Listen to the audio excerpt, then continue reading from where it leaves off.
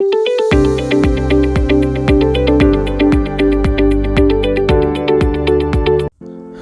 लोग मानते हैं कि पढ़े हुए को याद रखना सबके लिए आसान नहीं रहता, लेकिन यह सच नहीं है। याद रखने की कैपेसिटी गॉड गिफ्टेड नहीं होती, इसे कोई भी बढ़ा सकता है।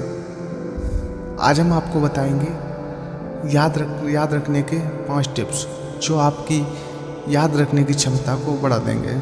नंबर 1, जब भी पढ़ने बैठें तो हाथ में पेंसिल ज़रूर रखें। जब भी पढ़ाई करने बैठें तो हाथ में पेंसिल लेकर ही बैठें। इसका फ़ायदा यह होगा कि कोई ख़ास टर्म या डेफिनेशन दिखने पर आप उसे अंडरलाइन कर सकेंगे। यह ऐसा तरीका है जिससे न केवल आपको जल्दी याद होगा बल्कि ज़्यादा दिनों तक याद भी रहेगा।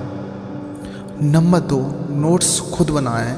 कई बार समय कम होने पर स्टूडेंट्स अपनी कक्षा के साथियों के नोट्स की फ़ोटोकॉपी करवा लेते हैं। यह तरीका बिल्कुल गलत है। दूसरों के नोट्स पढ़ने में वक्त भी ज़्यादा लगता है और समझ में भी कम आता है, इसलिए अपने नोट्स खुद बनाने चाहिए। नोट्स बनाने की प्रोसेस से आपको याद रखने में आसानी होगी। नंबर 3 पर है ग्रुप स्टडी। अगर आपके साथियों को एक साथ बैठकर पढ़ाई करने में दिक्कत नहीं है तो ग्रुप डिस्कशन एक अच्छा तरीका है।